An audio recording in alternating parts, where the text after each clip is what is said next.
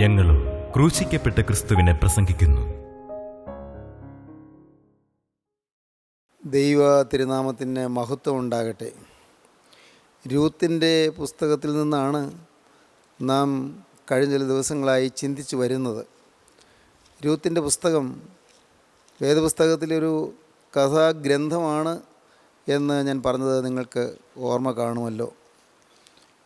രൂത്തിൻ്റെ പുസ്തകവും എസ്തേറിൻ്റെ പുസ്തകവുമാണ് വേദപുസ്തകത്തിലുള്ള കഥാഗ്രന്ഥങ്ങൾ.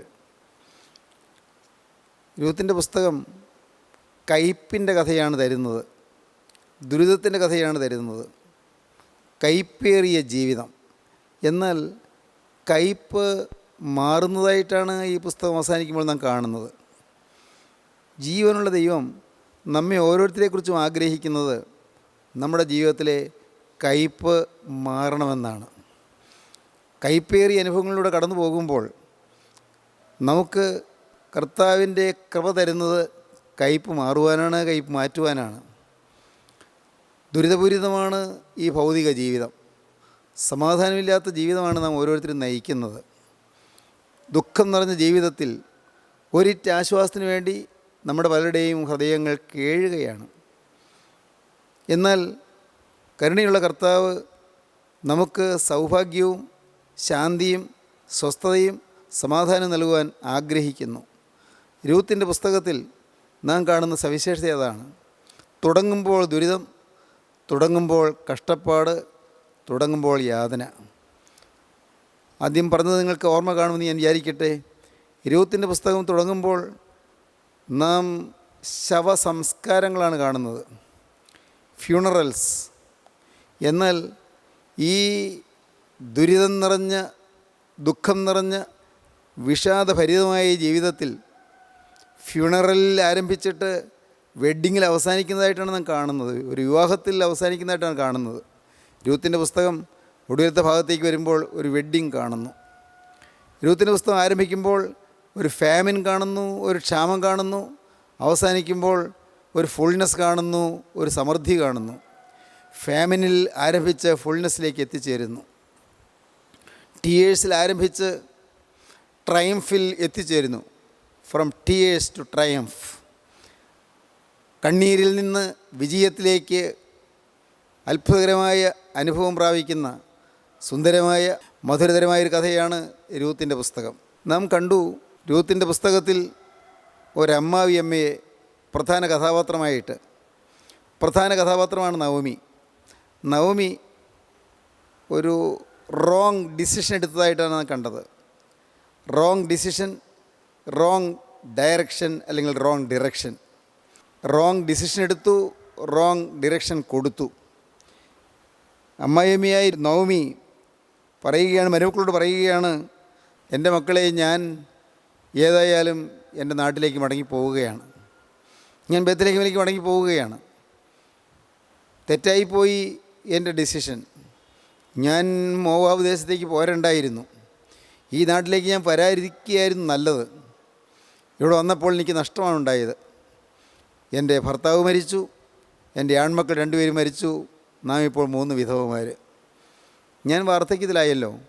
ഞാൻ മടങ്ങിപ്പോവുകയാണ്. മക്കളെ, നിങ്ങളിവിടെ താമസിക്കൂ. നിങ്ങൾ ഈ ദേശത്ത് ജനിച്ച് വളർന്നവരല്ലേ, നിങ്ങളിവിടെ താമസിക്കൂ. റോങ് ഡിറക്ഷൻ കൊടുക്കുകയാണ്.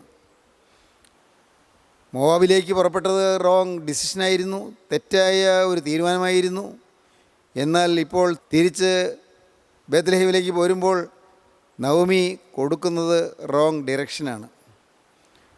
ഞാൻ പോകുന്നു, നിങ്ങൾ എൻ്റെ കൂടെ പോരണ്ട എന്ന്. നമുക്ക് ആ ഭാഗം വായിക്കാം. രൂത്തിൻ്റെ പുസ്തകം 1-ാം അധ്യായത്തിൻ്റെ 11-ാം വാക്യം മുതൽ നമുക്ക് വായിച്ച് കേൾക്കാം.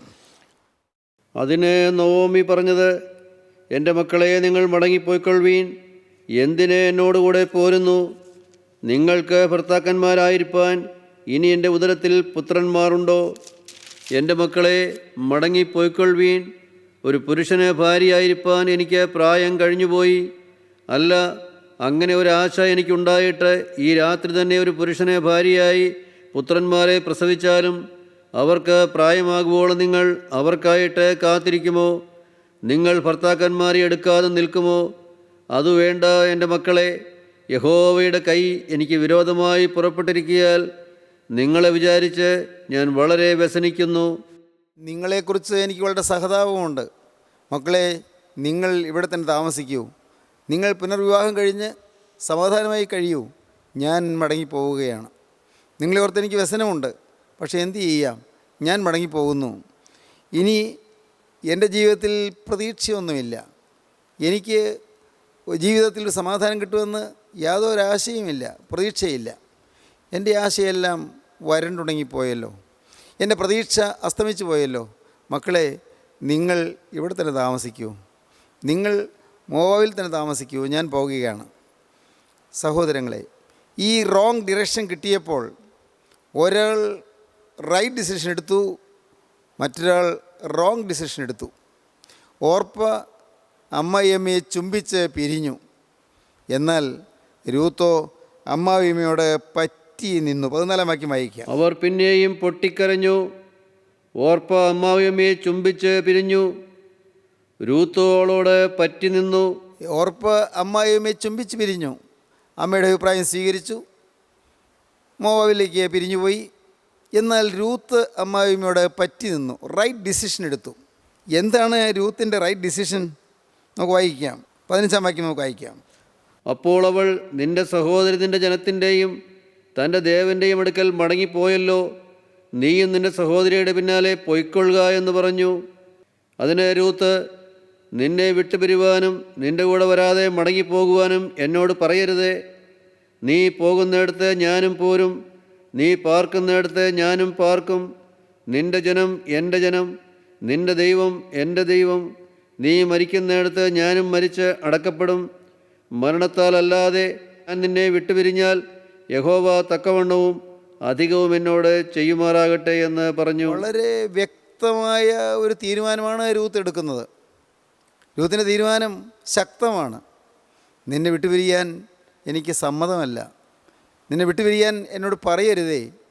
നിന്നെ വിട്ടുപിരിയുവാനും നിൻ്റെ കൂടെ വരാതെ മടങ്ങിപ്പോകുവാനും എന്നോട് പറയരുതേ.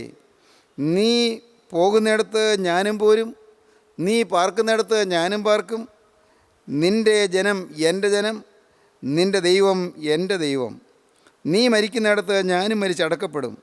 മരണത്താലല്ലാതെ ഞാൻ നിന്നെ വിട്ടുപിരിഞ്ഞാൽ യഹോവ തക്കവണ്ണവും അധികവും എന്നോട് ചെയ്യുമാറാകട്ടെ എന്ന് പറഞ്ഞു. നിൻ്റെ ജനം എൻ്റെ ജനം, നിൻ്റെ ദൈവം എൻ്റെ ദൈവം. വളരെ ദൃഢമായ ഒരു സമർപ്പണമാണ് രൂത്ത് എടുക്കുന്നത്. വളരെ വ്യക്തവും ശക്തവുമായ തീരുമാനമാണ് രൂത്ത് എടുക്കുന്നത്. ദൈവത്തോടും ദൈവജനത്തോടും ചേരുവാനുള്ള തീരുമാനം. അനുഗ്രഹം തുടങ്ങുന്നത് അവിടെയാണ്. ദൈവത്തോട് ചേരുവാൻ തീരുമാനിക്കുക. ദൈവത്തോട് ചേർന്നാൽ ദൈവജനത്തോട് നാം ചേർന്ന് പോകും. ദൈവത്തോട് ചേർന്നാൽ ദൈവജനത്തോട് നാം ഇണങ്ങിപ്പോകും. ദൈവത്തോട് നമുക്ക് ഇണക്കം വന്നാൽ, ദൈവത്തോട് നമുക്ക് ചേർച്ച വന്നാൽ നാം ദൈവജനത്തോട് ഇണക്കമുള്ളവരായിത്തീരും, ദൈവജനത്തോട് ചേർച്ചയുള്ളവരായിത്തീരും. ദൈവത്തോടും ദൈവജനത്തോടും ചേരുവാനുള്ള തീരുമാനം. പ്രിയപ്പെട്ടവരെ, നമ്മുടെ ജീവിതത്തിൽ ഈ ഒരു തീരുമാനം വരുമെങ്കിൽ ഇനിയും നമുക്ക് ഐശ്വര്യം കൈവരിക്കാം. പോരായ്മകൾ വന്നിട്ടുണ്ട്, നഷ്ടങ്ങൾ വന്നിട്ടുണ്ട്, കഷ്ടങ്ങൾ വന്നിട്ടുണ്ട്, ദുരിതങ്ങൾ വന്നിട്ടുണ്ട്, ഏറെയേറെ വിഷമസന്ധികൾ നാം അഭിമുഖീകരിക്കേണ്ടി വന്നിട്ടുണ്ട്. എന്നാൽ ഇപ്പോൾ നമുക്കൊരു തീരുമാനമെടുക്കാം. ഞാൻ ദൈവത്തോട് ചേർന്ന് നിൽക്കും. ഏത് പ്രതിസന്ധി വന്നാലും, എന്തെല്ലാം എതിർപ്പുകൾ വന്നാലും, ആരെല്ലാം വിട്ടുപിരിഞ്ഞാലും എൻ്റെ ജീവിതത്തിൽ ഞാൻ ദൈവത്തോട് ചേർന്ന് നിൽക്കും. എൻ്റെ ജീവിതത്തിൽ ഞാൻ ദൈവത്തോട് ഒട്ടി നിൽക്കും. ദൈവത്തെ വിട്ട് ഒരു കാര്യമില്ല. ദൈവഹിതത്തിൻ്റെ പാതയിൽ നിന്ന് മാറി, ദൈവ ഉദ്ദേശത്തിൽ നിന്ന് വ്യതിചലിച്ച് ഇനി എനിക്കൊരു ചുവടുവെപ്പില്ല എന്നുള്ളതാണ് ശക്തമായ തീരുമാനം. ആ തീരുമാനം വരുമ്പോൾ സ്വാഭാവികമായും ദൈവത്തോട് ചേർച്ച വരുമ്പോൾ ദൈവജനത്തോടും ചേർന്ന് പോകും. സഹോദരങ്ങളെ, നമ്മുടെ ജീവിതത്തിൽ ദൈവത്തോട് ചേരുവാനുള്ളൊരു തീരുമാനം, ദൈവജനത്തോടും ചേരുവാനുള്ള തീരുമാനം. കണ്ടിട്ടുള്ള സഹോദരനെ സ്നേഹിക്കാൻ കഴിയാത്തവന് കണ്ടിട്ടില്ലാത്ത ദൈവത്തെ സ്നേഹിക്കാൻ കഴിയുകയില്ല എന്ന് യോഹന്നാൻ എഴുതിയ 1-ാമത്തെ ലേഖനം 4-ാം അധ്യായത്തിൽ നാം വായിക്കുന്നുണ്ട്. ഈ ഭൂമിയിൽ നാം കണ്ടിട്ടുള്ള സഹോദരനെ നമുക്ക് സ്നേഹിക്കാൻ കഴിയുന്നില്ലെങ്കിൽ അദൃശ്യനായ ദൈവത്തെ നമുക്ക് സ്നേഹിക്കാൻ കഴിയുകയില്ല. ദൈവത്തെ സ്നേഹിക്കുന്നു, ദൈവത്തിൻ്റെ സൃഷ്ടിയായ മറ്റ് മനുഷ്യരെ ഇന്ന് സ്നേഹിക്കുന്നു. അപ്പോസ്തലനായ യോഹന്നാൻ എഴുതിയ 1-ാമത്തെ ലേഖനം 4-ാം അധ്യായത്തിൽ നമുക്ക് ആ വാക്യം വായിക്കാം. 1 യോഹന്നാൻ 4:20. ഞാൻ ദൈവത്തെ സ്നേഹിക്കുന്നുവെന്ന് പറയുകയും തൻ്റെ സഹോദരനെ പകയ്ക്കുകയും ചെയ്യുന്നവൻ കള്ളനാകുന്നു. താൻ കണ്ടിട്ടുള്ള സഹോദരനെ സ്നേഹിക്കാത്തവന് കണ്ടിട്ടില്ലാത്ത ദൈവത്തെ സ്നേഹിപ്പാൻ കഴിയുന്നതല്ല. ദൈവത്തെ സ്നേഹിക്കുന്നവൻ സഹോദരനെയും സ്നേഹിക്കണമെന്നീ കൽപ്പന നമുക്ക് അവങ്കൽ നിന്ന് ലഭിച്ചിരിക്കുന്നു. ഈ ലോക ജീവിതത്തിൽ നാം ദൈവത്തെ അനുഗമിക്കുന്നുവെങ്കിൽ ദൈവജനത്തോട് ചേർന്ന് പോകും. എന്നാൽ ദൈവത്തെ സ്നേഹിക്കുന്നുവെങ്കിൽ ദൈവജനത്തെ സ്നേഹിച്ചു പോകും. ദൈവത്തോടും ദൈവജനത്തോടുള്ളതായ ചേർച്ചയും സ്നേഹവും ഐക്യവും അത് ക്രിസ്തീയ ജീവിതത്തിൻ്റെ അടിസ്ഥാന പ്രമാണമാണ്. അതുകൊണ്ടാണ് കർത്താവായ യേശു ക്രിസ്തു ക്രൂസിലേക്ക് പോകുന്നതിന് തൊട്ടു മുൻപ് പെസഹ ഭക്ഷണം കഴിഞ്ഞ് തൻ്റെ ശിഷ്യന്മാർ 11 പേരെയും കൂട്ടിയിരുത്തി പറയുന്നത്, ഞാൻ നിങ്ങൾക്കൊരു പുതിയൊരു കൽപ്പന നിങ്ങൾക്ക് തരുന്നു. യോഹന്നാന്റെ സുവിശേഷം 13-ാം അധ്യായത്തിൽ നാം അത് കാണുന്നുണ്ട്. ഞാൻ നിങ്ങൾക്ക് ഒരു പുതിയ കൽപ്പന തരികയാണ്, നിങ്ങൾ തമ്മിൽ സ്നേഹിക്കണമെന്ന് പുതിയൊരു കൽപ്പന ഞാൻ നിങ്ങൾക്ക് തരുന്നു. വായിക്കാം 13-ാം അധ്യായം 34-ാം വാക്യം. നിങ്ങൾ തമ്മിൽ സ്നേഹിക്കണമെന്ന് പുതിയൊരു കൽപ്പന ഞാൻ നിങ്ങൾക്ക് തരുന്നു. ഞാൻ നിങ്ങളെ സ്നേഹിച്ചതുപോലെ നിങ്ങളും തമ്മിൽ സ്നേഹിക്കണം എന്ന് തന്നെ. നിങ്ങൾക്ക് തമ്മിൽ സ്നേഹമുണ്ടെങ്കിൽ നിങ്ങളെൻ്റെ ശിഷ്യന്മാരെന്ന് എല്ലാവരും അറിയും. നിങ്ങളെൻ്റെ ശിഷ്യന്മാരെന്ന് ലോകം അറിയുന്നത് എങ്ങനെയാണ്? എൻ്റെ ശിഷ്യന്മാരാണ് നിങ്ങളെന്ന് ലോകം എങ്ങനെ ഗ്രഹിക്കും? നിങ്ങൾക്ക് തമ്മിൽ സ്നേഹമുണ്ടെങ്കിൽ നിങ്ങൾ എൻ്റെ ശിഷ്യന്മാരെന്ന് എല്ലാവരും അറിയും. ദൈവത്തിന് സ്തോത്രം.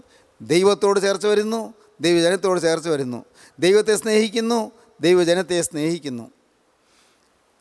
ആദിമകാല ക്രിസ്തീയ വിശ്വാസികളുടെ ജീവിതത്തിൽ നാം സൂക്ഷിച്ചാൽ കാണാം പരസ്പര സ്നേഹത്തിൻ്റെ ദാർഢ്യം. ദൈവത്തെ സ്നേഹിക്കാൻ തീരുമാനിച്ച് പുറപ്പെട്ട ദൈവമക്കൾ കഠിനമായ ശോധന ഉണ്ടായപ്പോൾ, ദുരിതം നിറഞ്ഞ അനുഭവങ്ങളിലൂടെ കടന്നു പോയപ്പോൾ അവർ അതിലൊന്നും പരിഭവിക്കാതെ, ഒന്നിലും സ്വയം പരിതപിക്കാതെ, ദുരിതങ്ങളിൽ കണ്ട് നിരാശപ്പെടാതെ അവർ വിശ്വാസദാർഢ്യത്തോടെ നിൽക്കുകയുണ്ടായി. എന്നാൽ അവർക്ക് പരസ്പരമായ സ്നേഹം, പരസ്പരം ഇഴുകിച്ചേരുന്ന ദൃഢമായ സ്നേഹം അവരുടെ ക്രിസ്തീയ ജീവിതത്തിൻ്റെ ഉരകല്ലായിരുന്നു, ക്രിസ്തീയ ജീവിതത്തിൻ്റെ അത്ഭുതകരമായ അനുഭവമായിരുന്നു. സഹോദരങ്ങളെ, നമ്മുടെ ജീവിതം എങ്ങനെ ഇരിക്കുന്നു? ദൈവത്തോടും ദൈവജനത്തോടും നമുക്ക് സ്നേഹമുണ്ടോ? ദൈവത്തോടും ദൈവജനത്തോടും നമുക്ക് ഐക്യമുണ്ടോ? ദൈവത്തോടും ദൈവജനത്തോടും നമുക്ക് ചേർച്ചയുണ്ടോ? ചിന്തിക്കൂ, നമ്മുടെ ജീവിതത്തിൽ ദൈവത്തോടും ദൈവജനത്തോടും ചേർച്ചയുണ്ടാകുക. രൂത്തിൻ്റെ റൈറ്റ് ഡിസിഷൻ അതാണ്. രൂത്തിൻ്റെ ജീവിതത്തിൽ സ്ഥായിയായ അനുഭവങ്ങളിലേക്ക്, ദൂരവ്യാപകമായ സൽഫലങ്ങളിലേക്ക് കുതിച്ചെത്തുന്നതിന് മുഖാന്തരമായി തീർന്ന ഒരു വ്യക്തമായ തീരുമാനമായിരുന്നു ദൈവത്തോടും ദൈവജനത്തോടുള്ള ചേർച്ച എന്ന് പറയുന്നത്. ആവർത്തന പുസ്തകം 23-ാം അധ്യായം 3-ാം വാക്യത്തിലും നെഹമ്യാവിൻ്റെ പുസ്തകം 13-ാം അധ്യായം 1-ാം വാക്യത്തിലും നാം കാണുന്നത് മോവാബ്യനോ അമ്മോന്യനോ യഹോവയുടെ സഭയിൽ പ്രവേശിക്കരുത് എന്നാണ്. അവിടെ 10-ാം തലമുറ പോലും യഹോവയുടെ സഭയിൽ പ്രവേശിക്കരുത് എന്നാണ്. എന്നാൽ മത്തായിയുടെ സുവിശേഷം 1-ാം അധ്യായത്തിൽ വംശാവലി പട്ടികയിൽ നാം ഈ രൂത്തിൻ്റെ പേര് കാണുകയാണ്. എങ്ങനെയാണ് സാധിച്ചത്? മോവാബ്യ സ്ത്രീ, മോവാബ് ദേശത്ത് ജനിച്ചു വളർന്ന സ്ത്രീ എങ്ങനെ ക്രിസ്തുവിൻ്റെ വംശാവലി പട്ടികയിൽ സ്ഥാനം പിടിച്ചു? ആ വംശാവലി പട്ടിക നോക്കിയാൽ നമുക്ക് കാണാം 5 സ്ത്രീകൾ ഒരു കാരണവശാലും ദൈവസഭയിൽ വരാൻ സാധ്യതയില്ലാത്തവരാണ്. ദൈവത്തിന് സ്തോത്രം. ദൈവജനത്തോടെ നടക്കുവാൻ സാധ്യതയില്ലാത്തവർ, ദൈവത്തിൻ്റെ സഭയിൽ പ്രവേശിക്കാൻ സാധ്യതയില്ലാത്തവർ, ദൈവിക സമൂഹത്തിൽ പ്രവേശനം കിട്ടാൻ അർഹതയില്ലാത്തവർ. എന്നാൽ അവർ ആ 5 സ്ത്രീകളും വംശാവലി പട്ടിക നോക്കിയാൽ കാണാം 5 സ്ത്രീകളും അവർ ദൈവസഭയിൽ പ്രവേശിക്കുന്നു. എന്തൊരത്ഭുതം! അതിന് കാരണം മറ്റൊന്നുമല്ല, അവർ ജീവിതത്തിൽ വ്യക്തമായൊരു തീരുമാനമെടുത്തു. ഇതുവരെയുള്ള ജീവിതത്തിൽ ദൈവത്തോട് ജീവിച്ചില്ല, ഇതുവരെയുള്ള ജീവിതത്തിൽ ദൈവത്തോട് ബന്ധം പുലർത്തിയില്ല, ഇതുവരെയുള്ള ജീവിതത്തിൽ തന്മൂലം കഷ്ടങ്ങളും നഷ്ടങ്ങളും വരികയുണ്ടായി. എന്നാൽ അവർ ജീവിതത്തിൽ ഒരു അവസരം കിട്ടിയപ്പോൾ, അവർക്കൊരു സാവകാശം കിട്ടിയപ്പോൾ, അവർക്കൊരു സാഹചര്യം ഇണങ്ങി വന്നപ്പോൾ അവർ ദൈവത്തെ സ്നേഹിക്കാൻ തീരുമാനിച്ചു. മത്തായിയുടെ സുവിശേഷം 1-ാം അധ്യായത്തിൽ നാം കാണുന്നുണ്ട്, 1 താമാർ സ്വന്തം അമ്മായിയപ്പനുമായി അശുദ്ധമായ ബന്ധം പുലർത്തിയ ഒരു സ്ത്രീയാണ് താമാർ. ആ സ്ത്രീ ദൈവജനത്തിൻ്റെ സമൂഹത്തിൽ വന്നു ചേരാൻ ഒരു സാധ്യതയില്ലാത്തവളാണ്. താമാര്. നമുക്ക് വായിക്കാം 3-ാം വാക്യം. യഹൂദ താമാരിൽ പാരസിനെയും സാരഹിനെയും ജനിപ്പിച്ചു. താമാരിൽ പാരസിനെ ജനിപ്പിച്ചു, സാരഹിനെയും ജനിപ്പിച്ചു. യഹൂദായുടെ ആ വംശത്തിൽ അമ്മായിപ്പനുമായി ബന്ധം പുലർത്തിയ ഒരു സ്ത്രീയാണ് താമാര്. ആ താമാരൻ്റെ വംശാവലിയിൽ, ആ ക്രിസ്തുവിൻ്റെ വംശാവലി പട്ടികയിൽ താമാര് സ്ഥാനം പിടിക്കുന്നു. വീണ്ടും നമുക്ക് വായിക്കാം 5-ാം വാക്യം. ശലോമോൻ രാഹാബിൽ ബോവസിനെ ജനിപ്പിച്ചു. രാഹാബ് എന്ന വേശ്യ എന്നാണ് വേദപുസ്തകം പറയുന്നത്. റാഹാബ് എന്ന വേശ്യ, വേശ്യ സ്ത്രീയാണ്. അവളുടെ പേര് തന്നെ വേദപുസ്തകത്തിൽ അങ്ങനെയൊരു ഒരു ഒരു അല്പം പ്രയാസം ഉണ്ടാക്കുന്നൊരു പേരാണ്. വേദപുസ്തകത്തിൽ അരുതാത്ത ജീവിതം നയിച്ച വേശ്യയായൊരു സ്ത്രീ, ആ സ്ത്രീ വംശാവലി പട്ടികയിൽ പേര് പ്രാപിച്ചു. തുടർന്ന് വായിക്കാം. ബോവസ് രൂത്തിൽ ഓബേദിനെ ജനിപ്പിച്ചു. ഈ രൂത്ത് മോവാബി പെൺകുട്ടി. ബോവസ് രൂത്തിൽ ഓബേദിനെ ജനിപ്പിച്ചു. ഓബേദ് ഇശായിയെ ജനിപ്പിച്ചു. ഇശായി ദാവീദിനെ ജനിപ്പിച്ചു. ദാവീദിൻ്റെ 14-ാം തലമുറയിൽ കർത്താവായ യേശു ക്രിസ്തു ജനിച്ചു. ദൈവത്തിന് സ്തോത്രം. പ്രിയപ്പെട്ടവരെ, 1 താമാര്, 2 രാഹാബ്, 3 രൂത്ത്, 4 അടുത്ത വാക്യം വായിക്കാം. ഇശായി ദാവീദ് രാജാവിനെ ജനിപ്പിച്ചു. ദാവീദ് ഊരിയാവിൻ്റെ ഭാര്യയായിരുന്നവളിൽ ശലോമോനെ ജനിപ്പിച്ചു. ദാവീദ് ഊരിയാവിൻ്റെ ഭാര്യയായിരുന്നവളിൽ ശലോമോനെ ജനിപ്പിച്ചു. ഊരിയാവിൻ്റെ ഭാര്യയായ ബത്ശേബ ഏറ്റവും ഹീനമായ ജീവിതം നയിച്ചു. സ്വന്തം ഭർത്താവ് ജീവിച്ചിരിക്കെ, സ്വന്തം ഭർത്താവ് വീട്ടിലില്ലാത്ത സമയത്ത് അവൾ ദാവീദിൻ്റെ കൊട്ടാരത്തിലേക്ക് പോകേണ്ടി വന്നു. അവളുടെ ആഗ്രഹപ്രകാരമല്ല പോയത്, പക്ഷേ അവൾ വ്യഭിചാരം ചെയ്യാനിടയായി. അങ്ങനെയുള്ള ബത്ശേബ ഈ വംശാവലി പട്ടികയിൽ വരികയാണ്. ഊരിയാവിൻ്റെ ഭാര്യയായിരുന്നവളിൽ ശലോമോനെ ജനിപ്പിച്ചു. ദൈവത്തിന് സ്തോത്രം. ദൈവീക സഭയിൽ പ്രവേശിപ്പാൻ സാധ്യതയില്ലാത്ത സ്ത്രീകൾ ദൈവസഭയിൽ പ്രവേശിക്കുന്നു. ഓർക്കുക, ഇന്ന് ജീവിതത്തിലേക്ക് തിരിഞ്ഞു നോക്കിയാൽ ദുഃഖകരമായ പലതും സംഭവിച്ചവരെ ഈ വാക്കുകളെ കേൾക്കുന്നുണ്ടാകും. ഇന്ന് വേദനയോടെ ഓർക്കുവാൻ, ഇന്ന് സങ്കടത്തോടല്ല നിരാശയോടെ ഓർക്കുവാൻ പറ്റിയ ചില കാര്യങ്ങൾ സംഭവിച്ചു പോയവർ ഇവിടെ ഇരിക്കുന്നുണ്ടാകും. സഹോദരങ്ങളെ, കഴിഞ്ഞകാല ജീവിതത്തിൽ അഭിമാനിക്കാൻ വകയൊന്നുമില്ലായിരിക്കാം. കഴിഞ്ഞകാല ജീവിതത്തിൽ തിന്മകളേറെ സംഭവിച്ചിട്ടുണ്ടായിരിക്കാം. കഴിഞ്ഞകാല ജീവിതത്തിൽ അശുദ്ധി സംഭവിച്ചിട്ടുണ്ടാകാം. എങ്കിലും ഇന്ന് ഈ വാക്കുകളെ കേൾക്കുമ്പോൾ നിങ്ങൾക്കൊരു റൈറ്റ് ഡിസിഷൻ എടുക്കാം. നിങ്ങൾ ലജ്ജിച്ച് തലതാഴ്ത്തിയിരിക്കേണ്ട, നിങ്ങൾ വാടി തളർന്നിരിക്കേണ്ട, നിങ്ങൾ മൗനമായും മൂകമായും ഇരിക്കേണ്ട. നിങ്ങൾക്കിപ്പോൾ ഒരു റൈറ്റ് ഡിസിഷൻ എടുക്കാം, വ്യക്തമായൊരു തീരുമാനമെടുക്കാം. ദൈവത്തോടും ദൈവജനത്തോടും ചേർന്ന് ഇനി മുതൽ ഞാൻ ജീവിക്കുമെന്ന്, ദൈവത്തോടും ദൈവജനത്തോടും ബന്ധം പുലർത്തി ഞാൻ ജീവിക്കുമെന്ന്. ദൈവത്തിന് സ്തോത്രം. ദൈവത്തോട് നിരപ്പായി ഞാൻ ജീവിക്കുമെന്ന്, ദൈവത്തോട് ഐക്യമായി ഞാൻ ജീവിക്കുമെന്ന്. സ്നേഹിതരെ, നിങ്ങൾക്ക് തീരുമാനിക്കാം. ഇതുവരെ വന്നുപോയ കേടുകൾ കർത്താവ് തീർത്തു തരും. ഇതുവരെ വന്നുപോയ പരാജയങ്ങൾ കർത്താവ് മാറ്റിത്തരും. ഇതുവരെ വന്നുപോയ കെടുതികൾ കർത്താവ് മാറ്റിത്തരും. ഇതുവരെ വന്നുപോയ എല്ലാ ക്ഷീണങ്ങളും കർത്താവ് മാറ്റിത്തരും. എല്ലാ പാവവും ക്ഷമിച്ചു തരും. സഹോദരങ്ങളെ, പാപം ക്ഷമിക്കുന്ന ക്രിസ്തുവിൻ്റെ രക്തം. വേദപുസ്തകം ആ സകലം പരിശോധിച്ചാൽ കാണാം. വീണുപോയവരെ എഴുന്നേൽക്കുന്നു, വഴിതെറ്റിപ്പോയവരെ നേർവഴിക്കാകുന്നു, അശുദ്ധി സംഭവിച്ചു പോയവരെ വിശുദ്ധരായി തീരുന്നു. പഴയകാല ചരിത്രം ഹീനമായവർ ജീവിതത്തിൽ വ്യക്തമായി തീരുമാനമെടുത്ത് ക്രിസ്തുവിലേക്ക് വന്ന് അനുഗ്രഹം പ്രാപിക്കുന്നു. വേദപുസ്തകം അനുഗ്രഹത്തിൻ്റെ പുസ്തകമാണ്. ഈ ബൈബിൾ അനുഗ്രഹത്തിൻ്റെ ഗ്രന്ഥമാണ്. ദൈവത്തിന് സ്തോത്രം. ഏതൊരു മനുഷ്യനും ക്രിസ്തുവിനെ കൈക്കൊള്ളുമ്പോൾ അവൻ നിത്യനായ ദൈവത്തിൻ്റെ മകനായി തീരുന്നു, മകളായി തീരുന്നു. ദൈവത്തിന് സ്തോത്രം. അവനെ കൈക്കൊണ്ട് അവൻ്റെ നാമത്തിൽ വിശ്വസിക്കുന്ന ഏവർക്കും ദൈവ മക്കളാകുവാൻ അവൻ അധികാരം കൊടുത്തു. ഏവർക്കും അണ്ടർലൈൻ ചെയ്യേണ്ടതാണ്. അതിൽ ആരെയും മാറ്റി നിർത്തിയിട്ടില്ല. യേശു ക്രിസ്തുവിനെ നിങ്ങൾ കൈക്കൊള്ളുമോ? യേശുവിനെ നിങ്ങളുടെ രക്ഷകനായി നിങ്ങൾ സ്വീകരിക്കുമോ? യേശുവിനായി നിങ്ങളുടെ ഹൃദയം നിങ്ങൾ തുറക്കുമോ? യേശുവിനെ നിങ്ങളുടെ നാഥനായി സ്വീകരിക്കുമോ? യേശുവിനായി നിങ്ങളുടെ ഉള്ളു തുറന്ന് നിങ്ങൾ യേശുവിനെ നിങ്ങളുടെ ഹൃദയത്തിൽ നിങ്ങൾ പ്രതിഷ്ഠിക്കുമോ? നാഥ, എൻ്റെ ഹൃദയത്തിലേക്ക് കടന്നു വരണമേ എന്ന് നിങ്ങൾക്ക് യാചിക്കാൻ പറ്റുമോ? ക്രിസ്തു നിങ്ങളുടെ ജീവിതത്തിലേക്ക് വന്നാൽ കഴിഞ്ഞതെല്ലാം മറക്കുമെന്ന് നിങ്ങൾക്ക് വിശ്വസിക്കാൻ പറ്റുന്നുണ്ടോ? കഴിഞ്ഞകാല ജീവിതങ്ങളെല്ലാം മറക്കും. ഇത് മീഖാ പ്രവാചകൻ്റെ പുസ്തകം 7-ാം അധ്യായം 18-ാം വാക്യം മുതൽ വായിക്കുമ്പോൾ കാണാം അകൃത്യം ക്ഷമിക്കുന്ന ദൈവമെന്ന്. ദൈവത്തിന് സ്തോത്രം. യോഹന്നാന് ശേഷം 1-ാം അധ്യായം 12-ാം വാക്യത്തിലാണ് പറഞ്ഞത്, അവനെ കൈക്കൊണ്ട്, ക്രിസ്തുവിനെ കൈക്കൊണ്ട് അവൻ്റെ നാമത്തിൽ വിശ്വസിക്കുന്ന, ക്രിസ്തുവിൻ്റെ നാമത്തിൽ വിശ്വസിക്കുന്ന ഏവർക്കും ദൈവമക്കളാകുവാൻ അവൻ അധികാരം കൊടുത്തു എന്ന്. മീഖ പ്രവാചകൻ എന്ത് പറയുന്നു നമുക്ക് വായിക്കാം. മീഖ പ്രവാചക പുസ്തകം 7-ാം അധ്യായം 18-19 വാക്യങ്ങൾ നമുക്ക് വായിക്കാം. അകൃത്യം ക്ഷമിക്കുകയും തൻ്റെ അവകാശത്തിൽ ശേഷിപ്പുള്ളവരോട് അതിക്രമം മോചിക്കുകയും ചെയ്യുന്ന നിന്നോട് സമനായ ദൈവം ആരുള്ളൂ? അവൻ എന്നേക്കും കോപം വെച്ചുകൊള്ളുന്നില്ല. ദയയിലല്ലോ അവന് പ്രസാദമുള്ളത്. അവൻ നമ്മോട് വീണ്ടും കരുണ കാണിക്കും. നമ്മുടെ അകൃത്യങ്ങളെ ചവിട്ടിക്കളയും. അവരുടെ പാവങ്ങളെയൊക്കെ നീ സമുദ്രത്തിന്റെ ആഴത്തിലിട്ട് കളയും. ദൈവത്തിന് സ്തോത്രം. ഒരു കാലത്തും പൊങ്ങി വരാത്ത വിധത്തിൽ എന്നേക്കുമായി നമ്മുടെ പാപങ്ങൾ നമ്മിൽ നിന്ന് മാറ്റിത്തരും. സ്നേഹിതരെ, നിങ്ങൾ വിശ്വസിക്കൂ, പാപം ക്ഷമിക്കുന്നൊരു ദൈവം, അകൃത്യം മോചിക്കുന്ന ഒരു ദൈവം, കഴിഞ്ഞകാല ജീവിതത്തിലെ കെടുതികൾ മാറ്റുന്ന ദൈവം, ഇന്ന് ലജ്ജാകരമായി നമുക്ക് തോന്നുന്ന, ഇന്ന് നമുക്ക് ആക്ഷേപകരമായി തോന്നുന്ന അനേകം കാര്യങ്ങളുണ്ട്.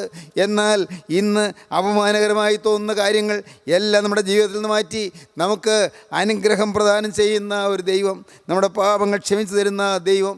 യേശുക്രിസ്തുവിൻ്റെ തിരുരക്തം നമ്മുടെ പാപങ്ങൾ കഴുകി തരുന്നു. യേശുക്രിസ്തുവിൻ്റെ തിരുരക്തം നമ്മുടെ പാപങ്ങൾ മോചിച്ചു തരുന്നു. യേശുക്രിസ്തുവിൻ്റെ തിരുരക്തം നമ്മുടെ ജീവിതത്തെ വിശുദ്ധീകരിച്ചു തരുന്നു. ക്രിസ്തു യേശുവിൻ്റെ രക്തം സകല പാപവും പോക്കി നമ്മെ ശുദ്ധീകരിക്കുന്നു. നമുക്ക് വായിക്കാം. റോമർക്കെഴുതിയ ലേഖനം 6-ാം അധ്യായത്തിൽ അപ്പോസ്തലനായ പൗലോസ് പറയുകയാണ്. റോമർക്കെഴുതിയ ലേഖനം 6-ാം അധ്യായത്തിൽ ദൈവത്തിൻ്റെ പരിശുദ്ധാത്മാവ് അപ്പോസ്തലൻ നാവിൽ കൂടി തരികയാണ്. ദൈവത്തിന് സ്തോത്രം. വായിക്കാം 16-ാം വാക്യം മുതൽ. നിങ്ങൾ ദാസന്മാരായി അനുസരിപ്പാൻ നിങ്ങളെ തന്നെ സമർപ്പിക്കുകയും നിങ്ങൾ അനുസരിച്ച് പോരുകയും ചെയ്യുന്നവന് ദാസന്മാരാകുന്നുവെന്ന് അറിയുന്നില്ലയോ? നിങ്ങൾ പാപത്തിൻ്റെ ദാസന്മാരാണ് എന്ന് നിങ്ങൾ അറിയുന്നില്ലയോ? ഒന്നുകിൽ മരണത്തിനായി പാപത്തിന്റെ ദാസന്മാരായിരുന്നാൽ നിങ്ങൾക്ക് മരണമാണ് കിട്ടുന്നത്. ഒന്നുകിൽ മരണത്തിനായി പാപത്തിന്റെ ദാസന്മാർ, അല്ലെങ്കിൽ നീതിക്കായി അനുസരണത്തിന്റെ ദാസന്മാർ തന്നെ. അതിനെ നിങ്ങൾ അനുസരിച്ചാൽ നിങ്ങൾക്ക് നീതി കിട്ടും, നീതീകരണം കിട്ടും, നിങ്ങളുടെ പാപം ക്ഷമിച്ച് കിട്ടും. ഒന്നുകിൽ മരണത്തിനായി പാപത്തിന്റെ ദാസന്മാർ, അല്ലെങ്കിൽ നീതിക്കായി അനുസരണത്തിൻ്റെ ദാസന്മാർ. ദൈവത്തിന് സ്തോത്രം. എന്നാൽ വീണ്ടും നമുക്ക് വായിക്കാം, ദൈവത്തിൻ്റെ ദാസന്മാരായി ഇന്ന് നമുക്ക് തീരാം. നാം പാപത്തിൻ്റെ ദാസന്മാരായി ഇന്ന് നമ്മുടെ കഴിഞ്ഞകാല ജീവിതത്തിൽ നിന്ന് മാറി ഇന്ന് ദൈവത്തിൻ്റെ ദാസന്മാരായി നമുക്ക് തീരാം. 17-ാം വാക്യം ഒന്ന് വായിക്കാം. എന്നാൽ നിങ്ങൾ പാപത്തിൻ്റെ ദാസന്മാരായിരുന്നുവെങ്കിലും നിങ്ങളെ പഠിപ്പിച്ച ഉപദേശരൂപത്തെ ഹൃദയപൂർവ്വം അനുസരിച്ച് പാപത്തിൽ നിന്ന് സ്വാതന്ത്ര്യം ലഭിച്ച് നീതിക്ക് ദാസന്മാരായി തീർന്നതുകൊണ്ട് ദൈവത്തിന് സ്തോത്രം. ദൈവത്തിന് സ്തോത്രം. നിങ്ങൾ പാപത്തിൻ്റെ ദാസന്മാരായിരുന്നു, എന്നാൽ ഇപ്പോൾ നിങ്ങൾ ദൈവത്തിൻ്റെ ദാസന്മാരായി തീർന്നതുകൊണ്ട് ഞാൻ ദൈവത്തെ സ്തുതിക്കുന്ന അപ്പോസ്തലൻ പറയുന്നത്. നിങ്ങൾക്ക് പാപത്തിൽ സ്വാതന്ത്ര്യം കിട്ടി, നിങ്ങൾ പിശാചിൻ്റെ ബന്ധനം അഴിഞ്ഞു കിട്ടി, നിങ്ങൾ ദൈവത്തിൻ്റെ ദാസന്മാരായി തീർന്നുകൊണ്ട് ഞാൻ ദൈവത്തിന് സ്തോത്രം പറയുന്ന അപ്പോസ്തലൻ പറയുകയാണ്. വീണ്ടും പറയുന്നു, 20-ാം വാക്യം വായിക്കാം. നിങ്ങൾ പാപത്തിന് ദാസന്മാരായിരുന്നപ്പോൾ നീതിയെ സംബന്ധിച്ച് സ്വതന്ത്രരായിരുന്നുവല്ലോ. ദാസന്മാരായിരുന്നപ്പോൾ നീതിയെ സംബന്ധിച്ച് നിങ്ങൾ സ്വതന്ത്രരായിരുന്നുവല്ലോ. നിങ്ങൾക്കന്ന് എന്തോ ഒരു ഫലം ഉണ്ടായിരുന്നു. അങ്ങനെ നിങ്ങൾ പാപത്തിന് ദാസന്മാരായിരുന്നപ്പോൾ എന്തായിരുന്നു അതിൻ്റെ ഫലം? എന്തായിരുന്നു നെറ്റ് റിസൾട്ട്? എന്തായിരുന്നു? എന്തോ ഒരു ഫലം ഉണ്ടായിരുന്നു. ഇപ്പോൾ നിങ്ങൾക്ക് ലജ്ജ തോന്നുന്നു തന്നെ. ഇന്ന് തിരിഞ്ഞു നോക്കുമ്പോൾ ലജ്ജ തോന്നുന്നു. ഇപ്പോൾ നിങ്ങൾക്ക് ലജ്ജ തോന്നുന്നു തന്നെ. അതിൻ്റെ അവസാനം മരണമല്ലോ. ആ പാപത്തിൽ ദാസന്മാരായിരുന്നപ്പോൾ സംഭവിക്കുന്നത് പാപത്തിൽ മരിക്കുന്നു, നിത്യമായ നാശം, നിത്യമായ നരകമായിരുന്നു അതിൻ്റെ ഫലം.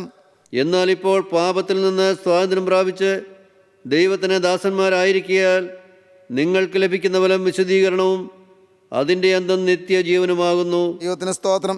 ഇപ്പോൾ നിങ്ങൾക്ക് ലജ്ജ തോന്നുന്നു. പാപത്തിന് ദാസന്മാരായിരുന്നവർ ഇപ്പോൾ ദൈവത്തിന് ദാസന്മാരായി തീർന്നു. അങ്ങനെ നിങ്ങൾ പാപത്തിൽ നിന്ന് സ്വാതന്ത്ര്യം പ്രാപിച്ചു. ദൈവത്തിന് ദാസന്മാരായിരിക്കിയാൽ നിങ്ങൾക്ക് ലഭിക്കുന്ന ഫലം വിശുദ്ധീകരണവും അതിൻ്റെ അന്തം നിത്യജീവനുമാകുന്നു. അന്ന് നിങ്ങൾക്ക് പാപത്തിന് ദാസന്മാരായിരുന്നപ്പോൾ ലജ്ജയായിരുന്നു, ലജ്ജ തോന്നി. ഇന്ന് തിരിഞ്ഞു നോക്കുമ്പോൾ ലജ്ജ തോന്നുന്നു. എന്നാൽ നിങ്ങളിപ്പോൾ പാപത്തിൽ സ്വാതന്ത്ര്യം പ്രാപിച്ചിരിക്കുന്നു. സഹോദരങ്ങളെ, ദൈവത്തോടും ദൈവജനത്തോടും ചേരുക. പാപത്തിൽ സ്വാതന്ത്ര്യം കിട്ടും. നിങ്ങൾ എവിടെയെല്ലാം വീണുവോ അവിടെയെല്ലാം കർത്താവ് നിങ്ങൾ എഴുന്നേൽപ്പിക്കും. യേശു ക്രിസ്തുവിൻ്റെ ആണിപ്പാടുള്ള കരം നിങ്ങളെ ഉദ്ധരിക്കുവാൻ നിങ്ങളുടെ നേരെ നീട്ടുന്ന ഈ മനോഹരമായ സമയം നിങ്ങളെ തന്നെ ഏൽപ്പിച്ചു കൊടുക്കുകയും നിങ്ങളെ തന്നെ സമർപ്പിക്കുകയും, കർത്താവേ, പാപത്തിൻ്റെ അടിമയായി ഞാൻ ജീവിച്ചു പോയി, തെറ്റുകളേറെ സംഭവിച്ചു പോയി. ഇന്ന് ഞാൻ ദൈവത്തോടും ദൈവത്തോടും ചേരുവാൻ ഒരു റൈറ്റ് ഡിസിഷൻ എടുക്കുകയാണ്. എന്നോട് മനസ്സലിഞ്ഞ് എന്നെ കൈക്കൊള്ളണമേ, എൻ്റെ ഹൃദയത്തിലേക്ക് വരണമേ. സ്നേഹിതരെ, നിങ്ങൾ പ്രാർത്ഥിക്കൂ, ജീവിതം ക്രിസ്തുവിന് സമർപ്പിക്കൂ. നമുക്ക് പ്രാർത്ഥിക്കാം. കാരുണ്യവാനായ ഞങ്ങളുടെ സ്വർഗീയ പിതാവേ, ഈ മനോഹരമായ സമയത്തിനായി ഞങ്ങൾ നിന്നെ സ്തുതിക്കുന്നു. അവിടുത്തെ കരുണയ്ക്കും കൃപയ്ക്കുമായി ഞങ്ങൾ നിന്നെ സ്തുതിക്കുന്നു. നാഥ, തന്ന വചനപ്രകാരം പുതിയ ജീവിതം നയിക്കുവാൻ ഞങ്ങൾക്ക് ഭാഗ്യം തരണമേ. പാപത്തിൽ സ്വാതന്ത്ര്യം പ്രാപിച്ച് ദൈവത്തിൻ്റെ ദാസന്മാരാകുവാൻ ഞങ്ങൾക്ക് കൃപ തരണമേ. പാപങ്ങൾ ക്ഷമിച്ചു തരണമേ, അകൃത്യങ്ങൾ മോചിച്ചു തരണമേ. പുതിയ ജീവിതം ഞങ്ങൾക്ക് നയിക്കുവാനുള്ള സൗഭാഗ്യം തരണമേ. എല്ലാവരെയും അനുഗ്രഹിക്കണമേ. നാഥ, അവിടുത്തെ രണ്ടാമത്തെ വരവിന് വേണ്ടി എല്ലാവരെയും വിശുദ്ധീകരിച്ചൊരുക്കണമേ. തിരുനാമം മഹത്വപ്പെടുത്തണമേ. യേശു ക്രിസ്തുവിൻ്റെ രാജകീയ നാമത്തിൽ തന്നെ. ആമീൻ. സ്തോത്രം. ഹല്ലേലൂയ.